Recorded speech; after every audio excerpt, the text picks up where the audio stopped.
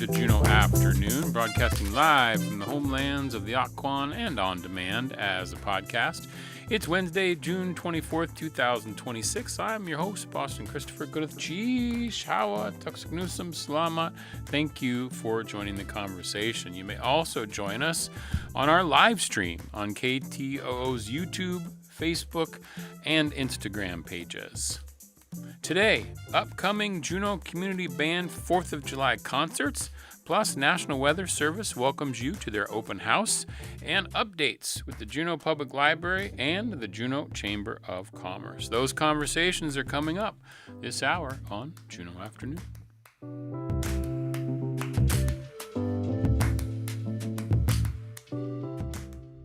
Support comes from Juneau Compost, recycling the community's food scraps and yard debris into compost since 2017, serving households, businesses, offices, and more with curbside collection and drop-off options. Online at junocompost.com.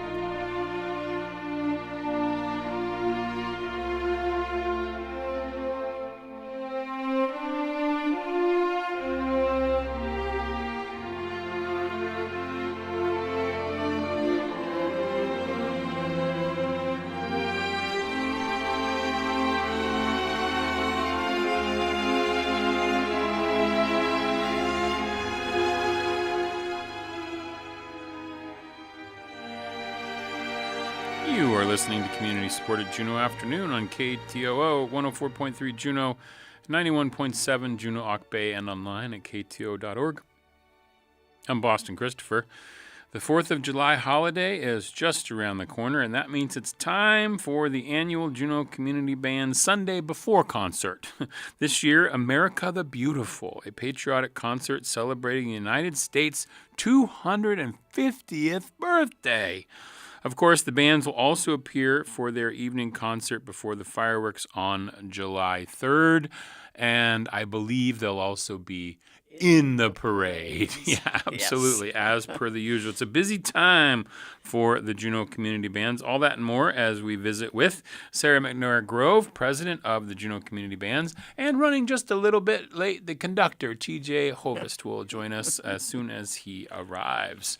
Good Cheesh, welcome in. Wasiiti, how are you today, Sarah? Thank you for having us. We're wonderful, a little bit busy time of year for the band, but it's an exciting time for us also. Yeah, so remind folks about the Juneau Community Band. It's all volunteer, right? It's all volunteer, and since we're doing our 4th of July activities, I'm going to give a shout out that the first year that the Juneau Volunteer Marching Band appeared in the Juneau parades was 1976. Whoa. So this is 50 years, and that's the thing that started all of the activities that we do today was that parade 50 years ago. For the bicentennial, yes, right? Yeah, that's correct. So how did it start? Did somebody just have the idea they wanted to be in the parade? Well, in 1975, there were three friends who were standing watching the parade, and they said, "It's too quiet. Where's the band?" So they talked to some of their musician friends, and 1976, they had a band in the parade. And wow. We've been there every year since. So does that mean that this year is your 50th anniversary? That is correct. That's amazing. It is. It's kind of Congratulations. exciting for us. Yeah. So, in addition to the 250th birthday of our country, it's 50 years for the band. Now, is there anybody in the band that was in the band in 1976? I have asked around, and to my knowledge, there is nobody currently playing in the band. Okay. And I don't know of anybody who's still in Juneau, but we do have one person that joined the band in 1977, and that is John Haywood. And he still marches in every parade with us. Oh, that's so that is amazing. so exciting for us. So cheer for John this year when you see him Yes. in the parade. That's pretty great. That's awesome. That's just really cool that you're celebrating 50 years on the 250th anniversary of the country, which is really cool. So obviously, with it being the 250th year, it made it really easy to sort of bring in some patriotism. Are you changing the core group of songs at all? It was really kind of obvious. We said we really wanted to do something that would bring out patriotic music that is played by bands, and so that was sort of the central theme. And I will say, in addition, we had a youth solo competition for high school students a couple months ago, and the winner of that is also going to be a soloist at our Sunday concert. So we've got lots of things that we're celebrating. That's so cool. Well, I have the flyer up for those who may be watching on the stream, but tell me, because there's a bunch of stuff going on, tell me first about what's coming up this Sunday. Okay. This Sunday at 3 o'clock in the afternoon at Thunder Mountain Middle School, we are having our America the Beautiful concert. And that's the one that's going to have our soloist Foster Rushton, who is clarinet player that won the youth solo competition. It's the first year we've done that. And we really wanted an inside concert to have a soloist because it's a little bit hard to be a soloist outside. Oh, I bet. Yeah. Yeah. Especially your first. Is this the first time, The maybe? first time that we have done the competition, so he's our first winner, which is really exciting for us. And it looks like he's going to play, I don't know how to say this, but solo de concours? That's correct. Okay. Andre Messager? Messager. Messager. It's a French. It's a French Messager. name. Okay. That's really cool. Is that the piece that he played for the competition? That's the piece that he played for the competition, yes. It's a lovely piece. It's got lots of flashy little things, and he just does a really lovely job. Oh, that's fantastic. Let's welcome into the studio now TJ Hovis. Welcome in. Thank you. Gunachish for being here. So you are the conductor. Correct. Okay. And you're conducting the Sunday concert, or are you conducting all the things? All the things. All the things. All the things. Okay, awesome. So I was just asking Sarah about sort of the 250th anniversary, bringing in maybe some more patriotic material. Mm-hmm. How did you go about finding that material, TJ? Which songs did pop into your head first? Oh, well, on the 3rd, we're going to play a piece by Aaron Copland entitled An Outdoor Overture, which I guess is not specifically American, but it was the very first thing I thought of with this theme. And then I just did a lot of research on, sort of classic patriotic music and what's sort of in the more standard band repertoire. So we're playing some great arrangers and, songs that people will know, but arranged in very cool ways for concert band, style music. And how many people in the band, Sarah? For Sunday, let's say. I think we have about 45 players.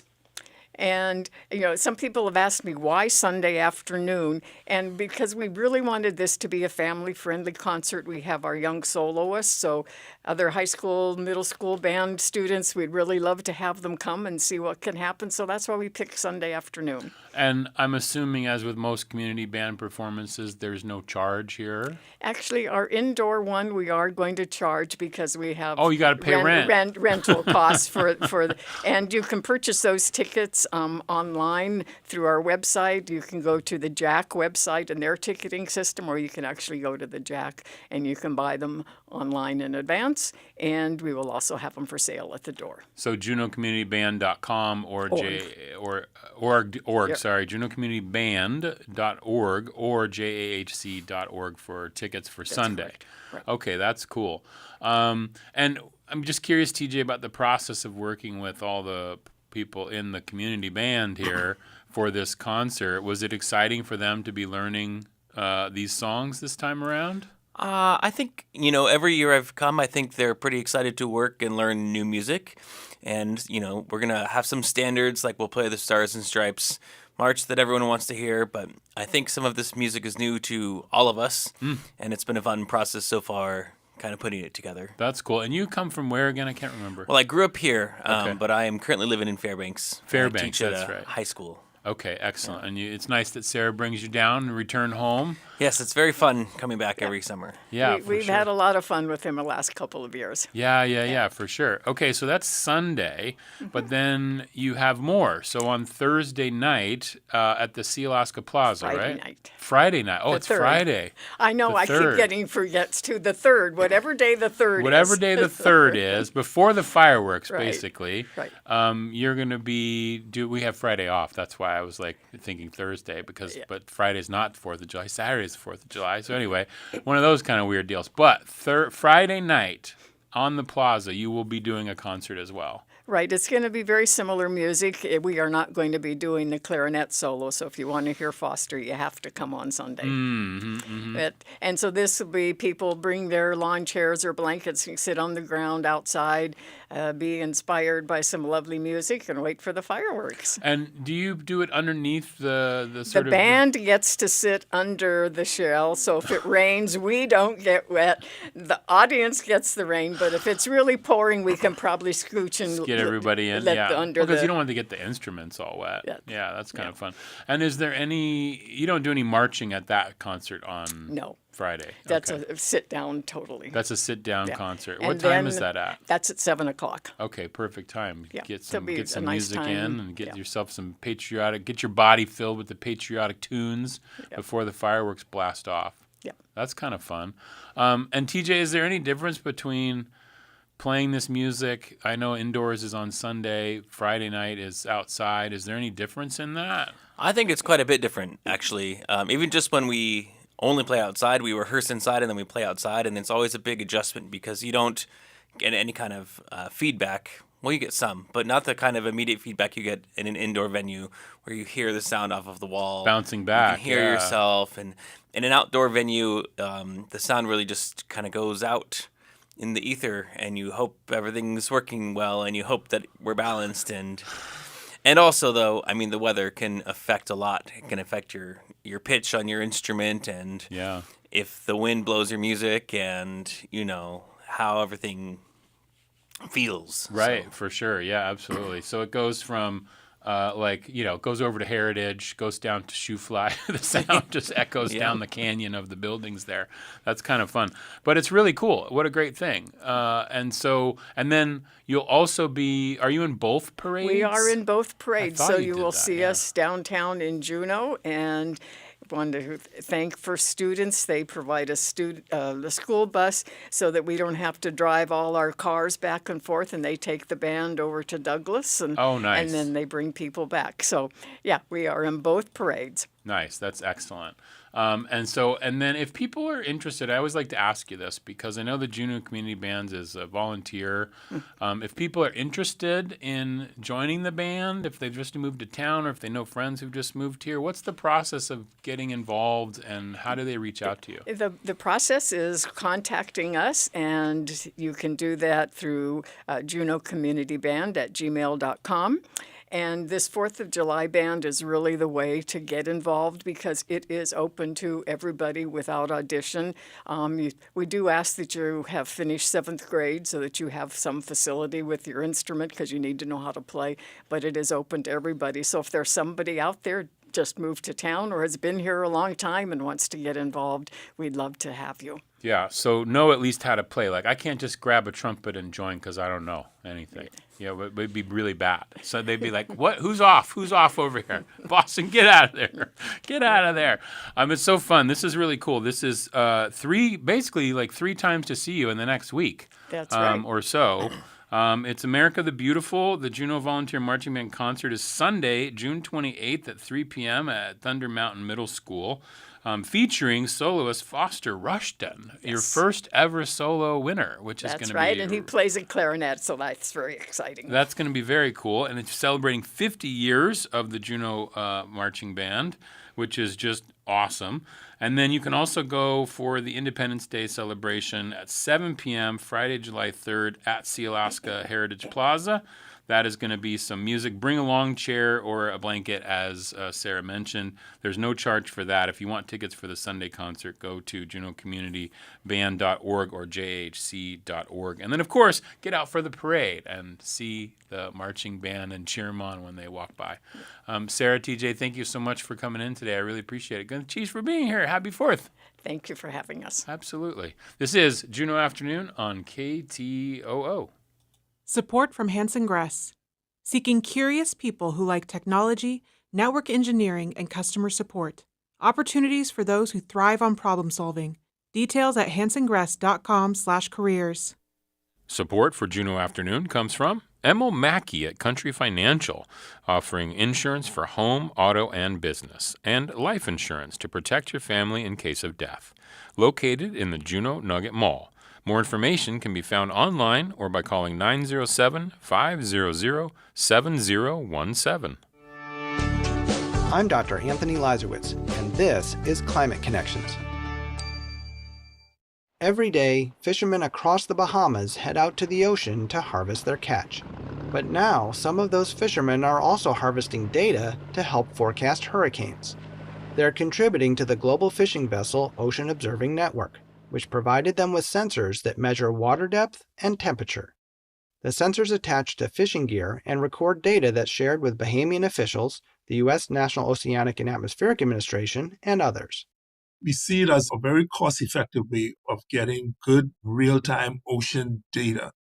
Jeffrey Simmons is the former acting director of the Bahamas Department of Meteorology. He says ocean heat is the main source of energy for hurricanes, so the data could help forecasters better understand when a hurricane is likely to intensify quickly. For example, this happened in 2019 when Hurricane Dorian hit the Bahamas as a Category 5 storm and killed dozens of people. And Simmons says the fishermen are eager to help. When hurricanes are out there, it creates problems for them. They can't get to work. So they are excited to be a part of the community to assist us in getting information so that we can create better forecasts for them. Climate Connections is produced by the Yale Center for Environmental Communication. To learn more about climate change, visit climateconnections.org.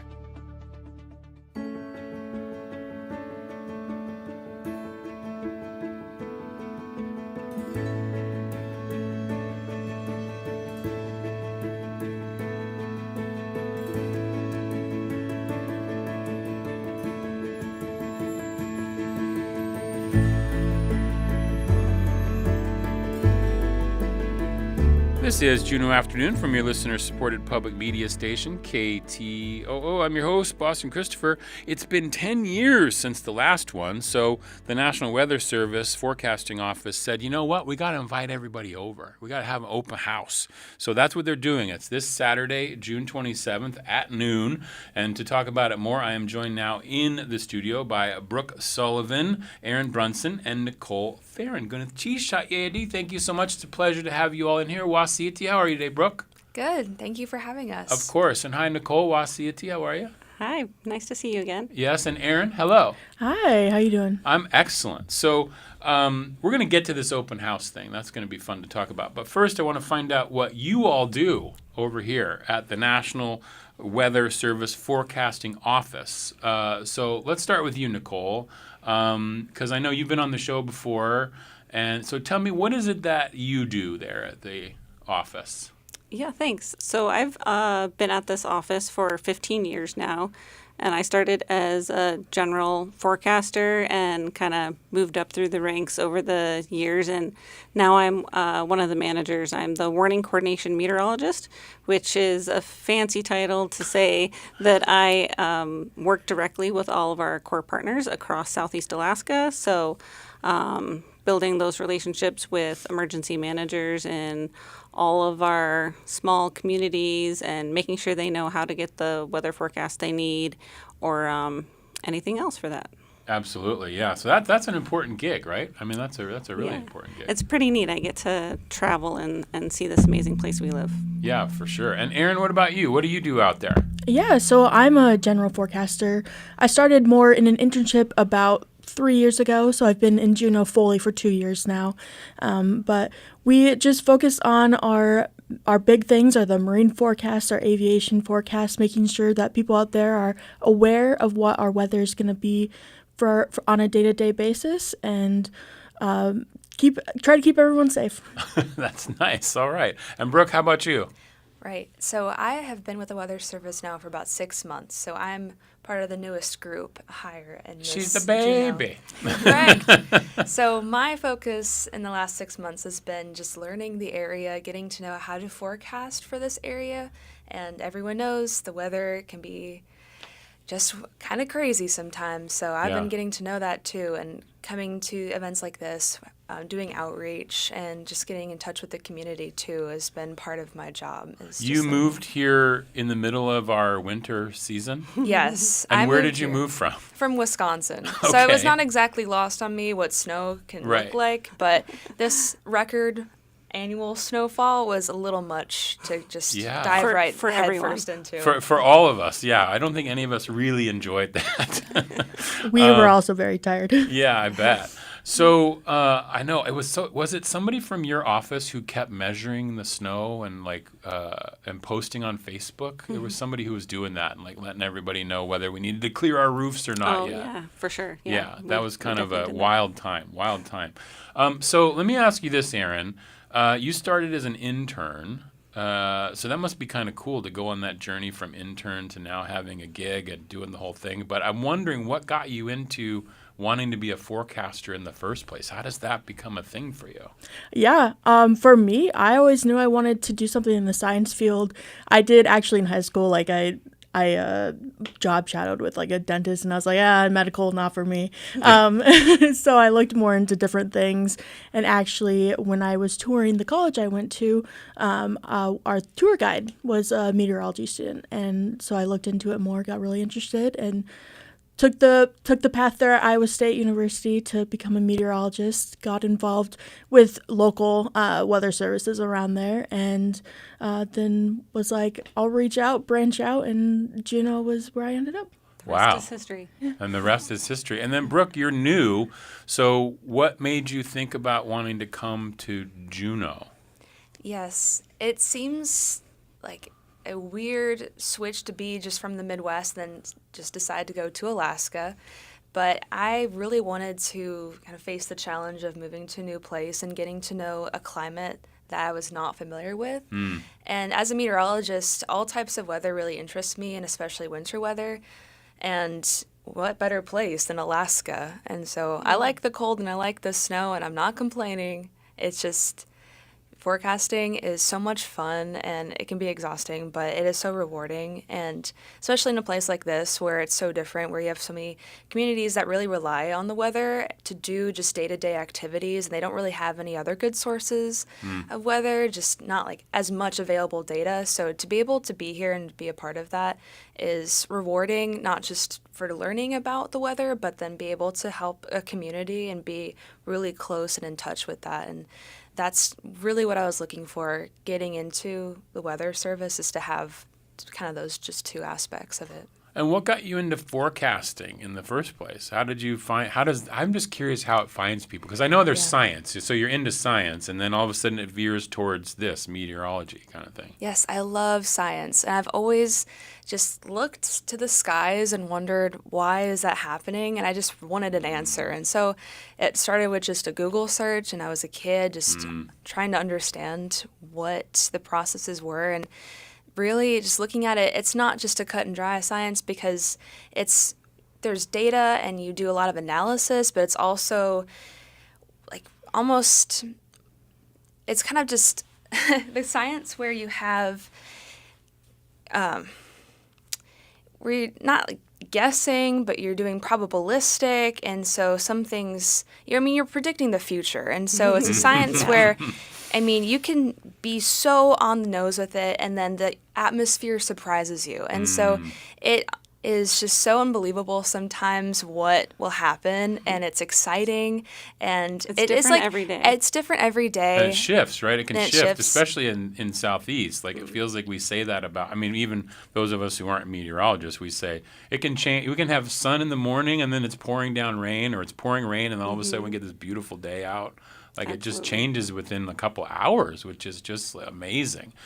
Nicole, I'm curious. Like we say this word forecasting, and so what is involved in that? I know Brooke was just talking about there's some analysis, and you're using tools, you're using like instruments that measure stuff. But what do you then do with that? All of that? How do you forecast? So, looking back at kind of history a bit more, some really smart mathematicians came up with calculus formulas way back when on how they studied the atmosphere, and came up with some formulas that actually worked to predict out in time using calculus to predict the weather, essentially. And so over time that's evolved into longer time periods, and it works in essentially 4 dimensions, talking about with time. And that science and math has been put into computer models now, and they ingest all the current observations, plug those into those formulas, and then run the calculations and put it out into time. And some of our computer models run 120 hours or longer. Some of them are very poor resolution. Some of them are very high resolution. In our area especially, the resolution matters a lot because of our complex terrain, which is a big part of why forecasting here is challenging. We've got the mountain-ocean interface right next to each other, and most computer models can't figure that out. That's why your cell phone often says that it's going to be snowing in May, because the computer model that phone perhaps uses thinks that you're on a mountain, because they just can't resolve that we're actually at sea level. Yeah, I used to have one of those rain apps that was supposed to tell you when it rains, but it didn't ever really work for Juneau, like not very accurately anyway. Sure. So you have been, I think you said you've been there 15 years or so. Right. And how have you seen the technology change over the course of your career? You mentioned some of the computer models now. I'm sure that changes stuff, but what's changed since you first started? That's a great question. We've certainly had big changes in satellite data. Since my career started, we launched this GOES-R series of satellites that have way more channels. They can look at the atmosphere and do channel differences where they can tell what height the clouds are at and like how much moisture is in different layers, and it really helps us visualize what's happening. So here, satellites are bread and butter of knowing what's coming at us. It definitely helps with atmospheric rivers too, because it can see how much moisture is in the atmosphere. And so that gives us a good idea of what we've got heading towards us, especially because out over the open ocean, we don't have very many buoys. So we don't have surface observations or upper air observations out over the open ocean. But we have had more surface observations here in Southeast Alaska, and that's really in big part because of the Marine Exchange of Alaska. They've been adding observation points, especially over the last 5 years, and so that's been a game changer for us knowing what's actually happening on the ground, so we can calibrate our forecast based on current conditions and say we knew that it was going to be, the winds were going to be increasing today, and we had, say, 15 knots, and we see the Marine Exchange in a certain location is showing 20 knots. Like, oh, well, we already thought it was going to be increasing, so now we need to bump it up another 5 knots, even above and beyond what we already thought. And so that the number of observations has increased, and that's very helpful. That's cool. And it sounds like there's a lot of math, Aaron. Sounds like there's a lot of math. Math gives me a headache. Go ahead. No, luckily for us, we don't have to do it on a daily basis, but to know the dynamics behind what's happening, you have to study that to understand really Yeah, what. I can't imagine why the models work. Yeah, why so the models you can work. Trust yeah. them. Yeah, Or because not. I can't imagine the old days with people like, on paper and calculating and doing the calculus, and that would not work for me. But this is all such a cool thing, and the National Weather Service Forecasting Office is inviting you to come out and chat more with all of these meteorologists, find out more about what's going on out there. So tell me a little bit about this, the people behind your forecast, the open house. Tell me a little bit about it. Yeah. So we're inviting everyone to come out Saturday, June 27th, this Saturday, from 12 to 4 p.m. to our location in the back of the valley, 8500 Mendenhall Loop Road, just to learn more about us, see the facility, and we're going to have a few other local partners there as well. So come ask us any kind of questions. We will also have an opportunity to show you the building. So we will have tours of inside where you can see where we work every day, what kind of tools we use, what kind of instruments we work with, and also have a chance to talk with our local GLOF, Glacial Lake Outburst Flood specialists. Yeah, absolutely, and of course that's we just had Aaron and Jason on from UAS last week, talking a little bit about science and all that behind it a little bit, thinking about predictions for when it might happen this year, and they're saying it might be a little bit earlier than that. They don't know yet, but everything's unknown, right? It changes every day. So it's kind of interesting. And you all are a big part of that. Like you said, Nicole, you're working with the team, the community partners that the city works with, Tlingit and Haida, and you all out at NOAA and everything are working on that GLOF coverage and helping us keep safe, right? Totally, yeah. And a lot of those same partners that we work with almost on a daily basis this time of year will be at the open house too. Some of the partners that will be there, and they're going to have their own tables and tents outside in the parking lot to share their preparedness and safety information. So they include the American Red Cross. They're really important during disaster recovery, Capital City Fire Rescue. NOAA Fisheries is going to be there from Auk Bay Lab sharing some mammal safety information. Nice. The Army Corps of Engineers, Silver Jackets team will be there with the rest of the GLOF science partners, like you mentioned that you had on the show. JPD, City and Borough of Juneau, the Marine Exchange of Alaska, they're going to be there too to share more information about all those observations they're helping us out with. And then one we're really excited about, a partner we work with every day, is the Coast Guard Station Juneau. They're bringing their 29-foot fast response boat. So nice. The kids will be able to check that out and talk with the Coast Guard folks.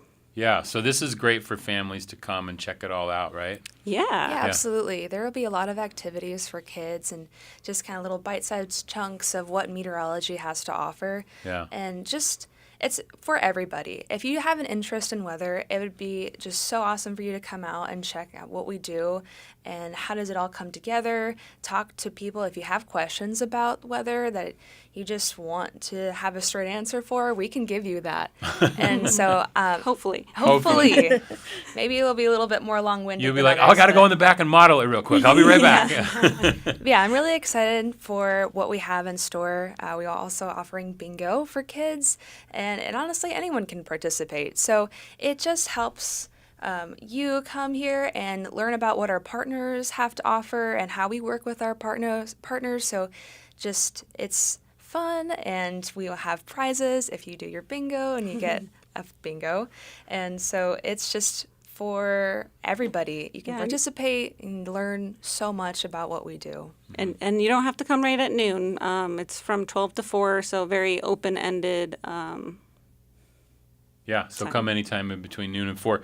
And Nicole, if I wanted to find out more or if I wanted to follow you all in terms of the National Weather Service, I know you have probably Instagram and all that stuff. Can you give me all the rundown of where we can reach out? Yeah, absolutely. So on Facebook, if you were to search just NWS Juneau or facebook.com/NWS Juneau, we'll get directly to our local page. We do have an X account with the same profile name and on Instagram. But anytime weather.gov/Juneau is the local forecast page that we monitor and update with the latest forecast. So that's always a excellent resource for people. And I think, because speaking of the GLOF earlier, I think with that coming up, there is a link on your main page too that has like your monitoring. You can watch the basin and see all that stuff. Yeah, so that one's weather.gov/Juneau/suicide basin, but there are links directly on our homepage. Awesome. That's so great. Well, get out to the open house. It's this Saturday, June 27th from noon to 4 out at 8500 Mendenhall Loop Road. The National Weather Service Forecast Office invites you out anytime between noon and 4.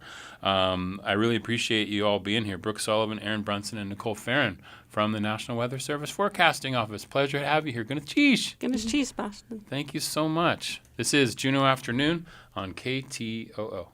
Support for Juneau Afternoon comes from Tongass Federal Credit Union, a member-owned financial cooperative offering checking and savings accounts, loans, and digital financial services. In Juneau at 8585 Old Dairy Road in the K Plaza and at tongassfcu.com. Federally insured by NCUA.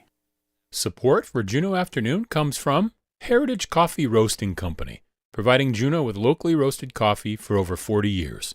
With cafes and drive-through locations throughout Juneau. More at heritagecoffee.com. This is BirdNote. Yellow-billed magpies are clever, colorful birds, and they're only found in Central California. Like their crow and jay cousins, these Golden State corvids are full of character. Yellow-billed magpies are hefty birds with long tails and sharp beaks. Their bodies are boldly patterned in black, white, and iridescent blue.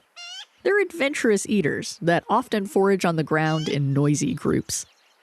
In California's oak-dominated woods and grasslands, you'll find them feasting on acorns, insects, grains, roadkill, dog food, anything they can get their bills on. Sadly, yellow-billed magpie populations have declined drastically in recent years. Scientists estimate that roughly half the population was lost to West Nile virus in the early 2000s. Today, they face threats from habitat loss and rodenticide poisoning. These California corvids have shown that they can adapt to live alongside people. Now, it's up to us to step up and protect the woodlands and savannas they need to thrive. For BirdNote, I'm Ariana Rimmel. BirdNote is supported by Purgatory Auto Works and Dinosaur Farm, a small ranch in California transformed from a barren landscape to a vibrant oasis for wildlife, like the yellow-billed magpie. Learn more at purgatory.org.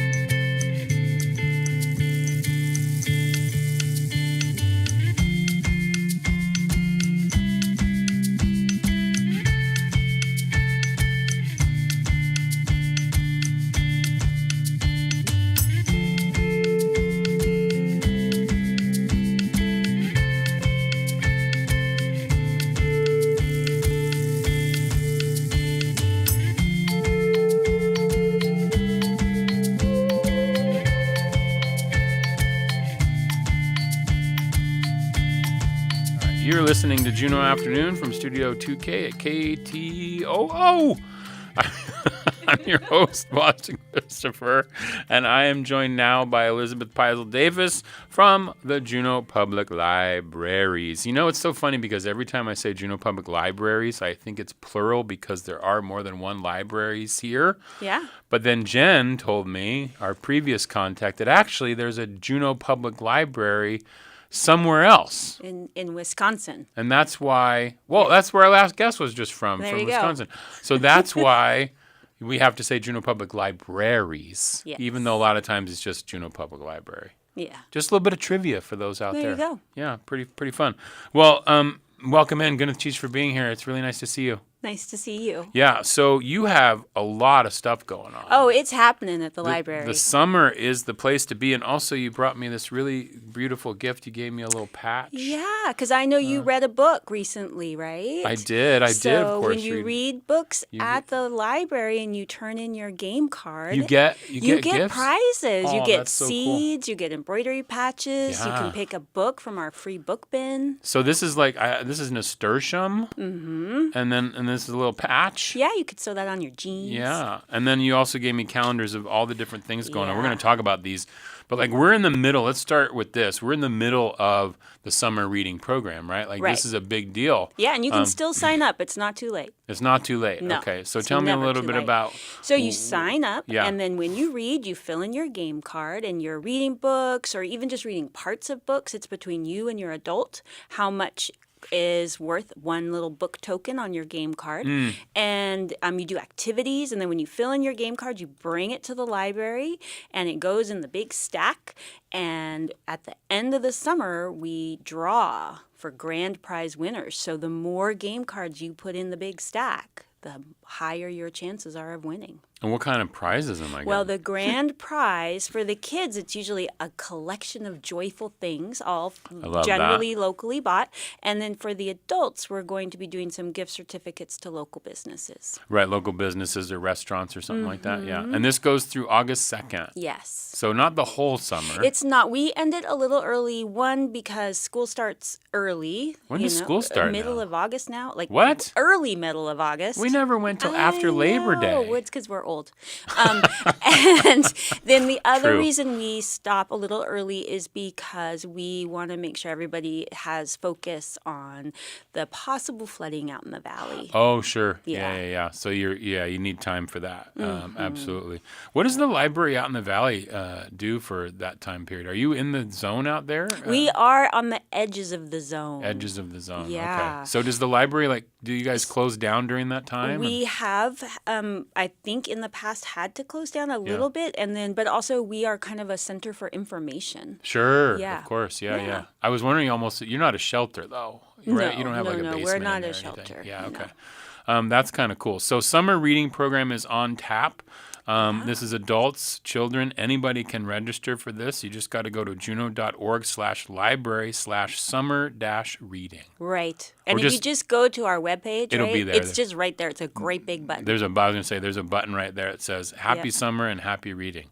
That's kind of fun. Read Yeah. those books. And any book counts, right? Any book counts. Okay, Yeah, that's- and listening to books counts. Oh, audio, too. of course. Yeah, audiobooks. Because reading looks lots of different ways. And this is a good time to mention this because at the library, you can get more than just books. Absolutely. You can get audiobooks on CD. Yeah. You can do our digital resources and get audiobooks or reading books that way.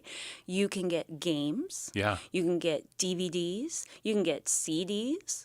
Yeah, you can get movies. You can get all that stuff. All the things. And you can get books that necessarily you don't have here, right? Like you can Right. do interlibrary loan. Yeah, you can even just do a loan from the consortium. So Okay. we are part of the Alaska Library Consortium, 87 libraries in the whole state. Oh, wow. So if you look on our catalog and it says, oh, well, there's not this book in Juneau, but they have it up in Bethel, you just say, hey, I'd like that book. You put it on hold.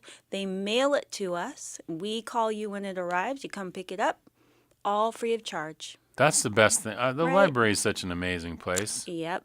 It's so cool. And do you guys use any particular apps or recommend any apps that people might be interested in using? I know there's like the Libby app. Yep. And Well, there's, you can use your Juneau Library card for the Libby app. We Yeah. also have Hoopla and Canopy. Those are the three most popular. and Hoopla and Canopy. Hoopla is the one where you can rent like digital Movies. media, You right? can, yep. Yeah, And for so is free. Canopy. Yep. And really interesting movies, some that it's hard to find. Right. Mm-hmm. Yeah, things that you wouldn't necessarily go see at the Cineplex. We don't have a Cineplex, but If we did. if we did. Okay, so let's talk about what else is going on. There's a bunch of other stuff. Well, there's things that have so already many. happened. Yep. But Well, coming up right around the corner is the Bluey party. is that no? That's the character, right? Bluey. Yeah. Remember we said the thing about being Yeah. old? Yeah. Yeah. The Australians, the little Australian dogs. Oh, yeah. Kids love those guys, so we're having a big party. At 1 p.m. at the Valley Library. So what is this going to be? What is the party? There's going to be dancing. There's going to be arts and crafts. There's going to be Miss Lacey. And so, that's a whole thing. Our famous children's librarian, Miss Lacey. Oh, nice. So she'll read a book. It's going to be great. So that's Saturday, the 27th at Yep. 1 p.m. Valley At the Library, Valley the Library. Bluey Party. Okay, so then July is just around the corner. We had 4th Yep. of July earlier with the Juneau Community Bands. We're also Yep. going to talk with the Douglas folks later this week. But you also have stuff going on in July as well. Right. So in July, we have our annual bike decorating over in Douglas for the Douglas Parade. Anybody can come. It's not just for people who live on Douglas, but the bike decorating party for kids and families at that Douglas Library 4 to 6 on the 2nd. And people are decorating their bikes For the specifically for parade. to be like to drive with the parade or to be in the parade or whatnot. Okay. Yep. Yeah. And then after 4th of July, when you're all maxed out and you just need to do something calm and lovely, you can come to my seed art workshop. Seed art. Tell me about that. So we had a whole bunch of seeds donated to us that were expired. And so I said, what can you do with that? And I said, you can make art with that, just like they do in the Midwest. Right. Yeah, Okay. so I have all the supplies. You just show up whenever you want and watch the directions and then When's that going to be? That is on the 7th at 5:30. 7 to 5:30. Yep. Valley Library. Valley Library. Okay, cool. That's Yeah. awesome. And then you have a couple other events happening. Yep, the Drag Story Time's coming up. That's one of our favorite events at the library. That's at the Valley as well, 2 o'clock on Saturday, July 11th. Always a great time for families. And this year, as part of our summer reading theme of Plant a Seed and Read, we are doing several events for adults in particular that are around that theme. So we have a tour of Peterson Hill Farm. So that will be actually at that farm, which is out by Swampy Acres a little, and that's at 5 o'clock on Monday the 13th. We also have John from Juneau Greens doing a talk called Bringing the Garden Inside, all about hydroponics and how amazing it is. And we'll have some yummy things to snack on from Juneau Greens at that talk. So that's on the 21st of July in the Valley. And then we have I think it's our second or third, I think it's the third fairy house building workshops that Miss Lacey does. They're very popular. That's at the very end of the month. We have on Saturday it's for families, and on Sunday it's just for adults. Right. When I read Adult Fairy House Workshop, I was curious as to what that would involve.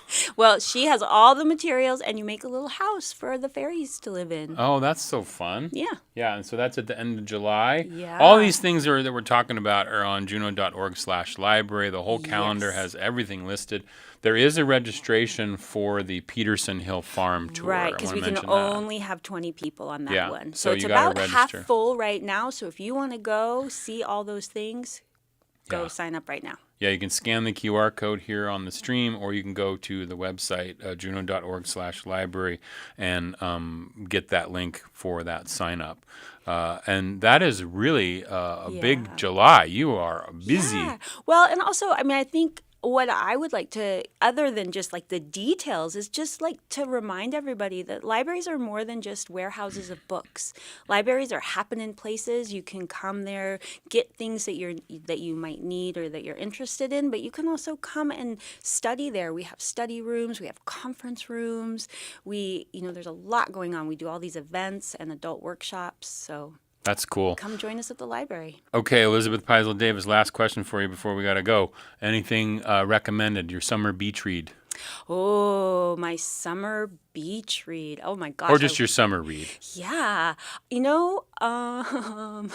I'm the terrible. librarian. You stumped me.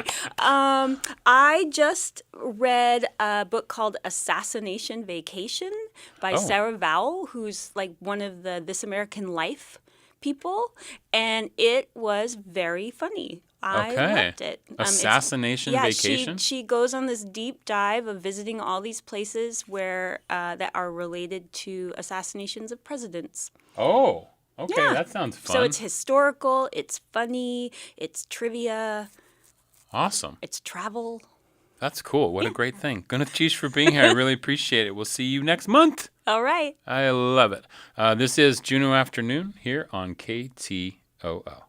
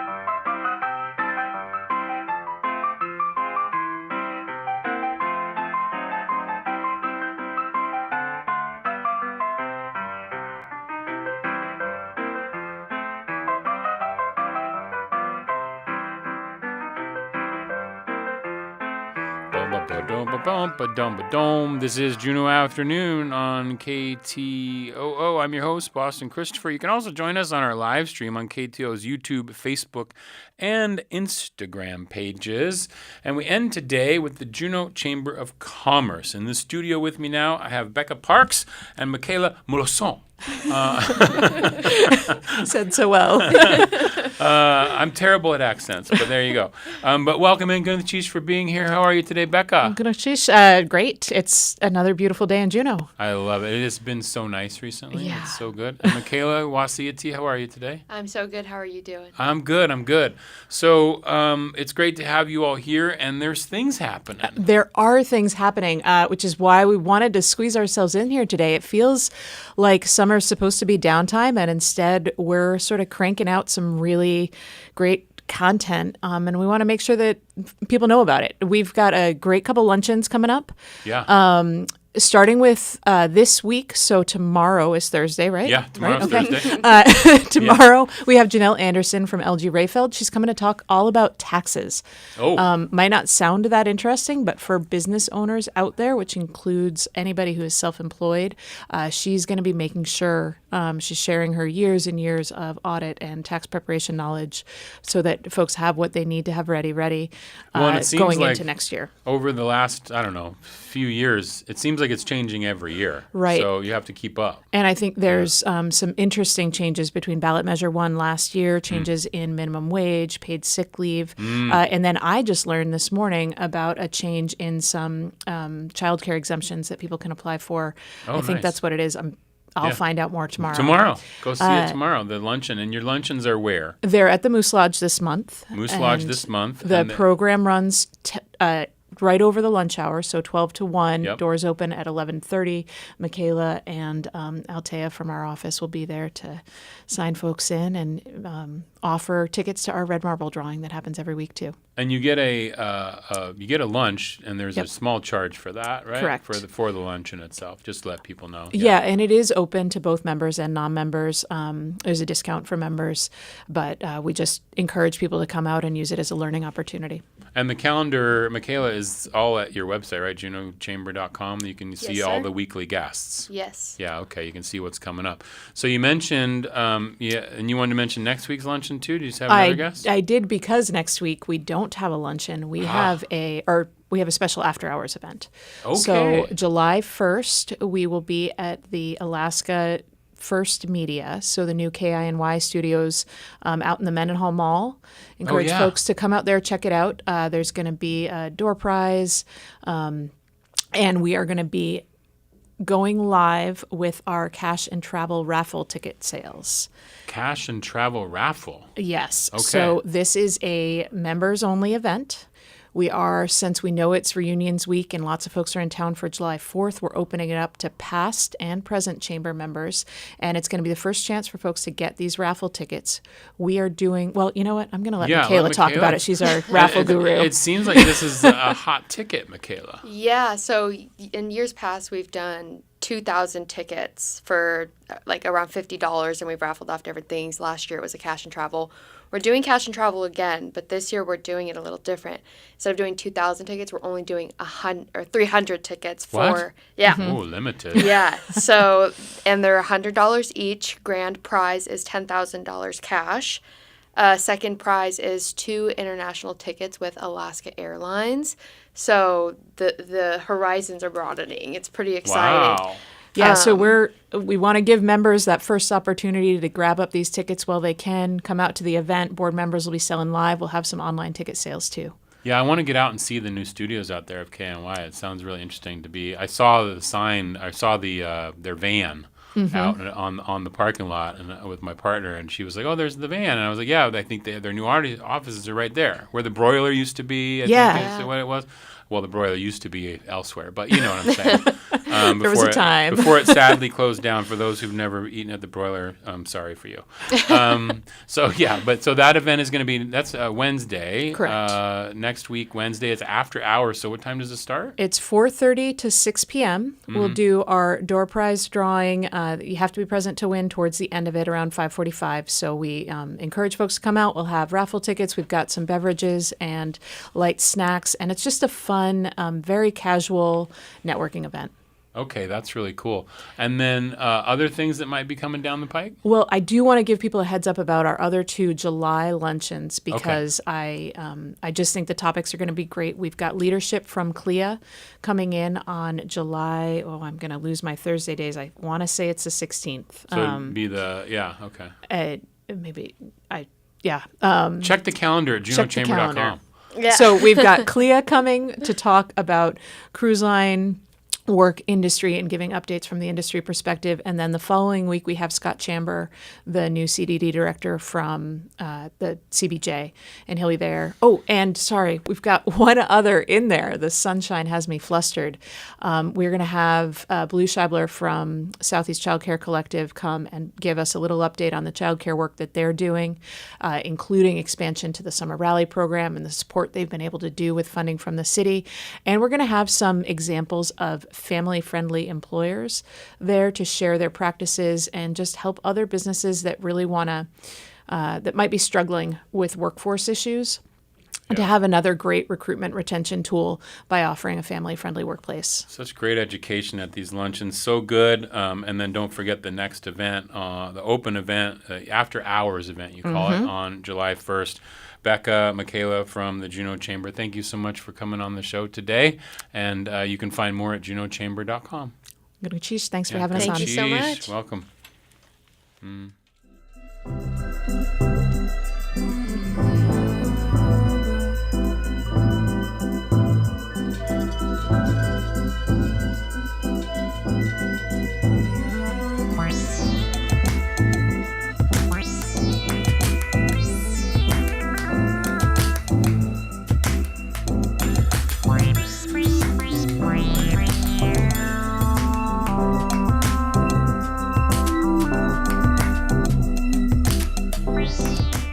Do it for today's Juneau Afternoon. On tomorrow's show, we preview the latest performances and happenings for the summer with Theater Alaska.